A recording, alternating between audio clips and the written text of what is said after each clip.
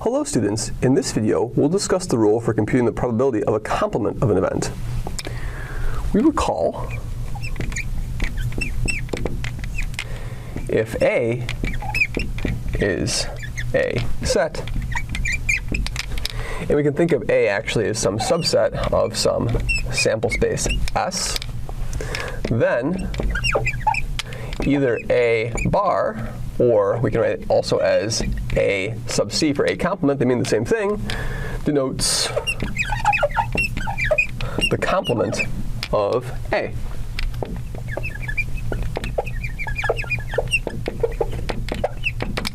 And so what this denotes, so I'll write it with the bar, as is the notation in some books, is the set of all points x in the sample space such that x is not in the set A.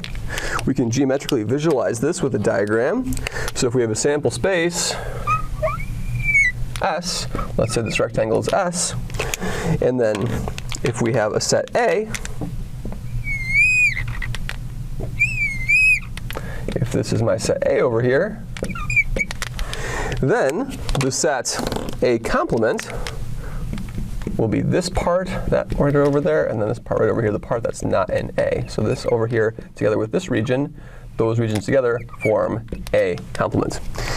And we recall that there's a rule for computing the probability of A complement, and here's the theorem.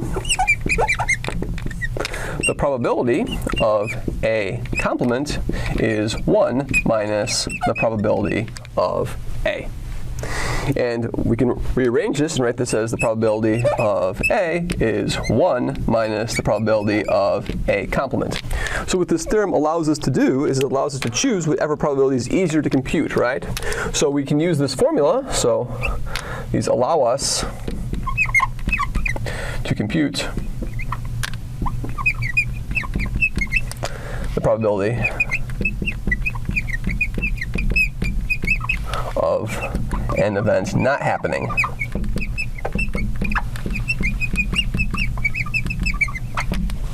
So let's see an example of this using this theorem. And we get a sense of why this is true. We can see that this is true because I know that the probability of A plus the probability of A complement is equal to the probability of the entire sample space, and by the axioms of probability that's equal to 1. So that's the idea of the proof, and there's no overlap of these sets over here. So it follows from the fact that these things are disjoint. So we'll go through the formal proof in just a second, but let's think about an example of this. So let's find the probability that the sum of a roll of the dice, I roll 2, is less than, strictly less than,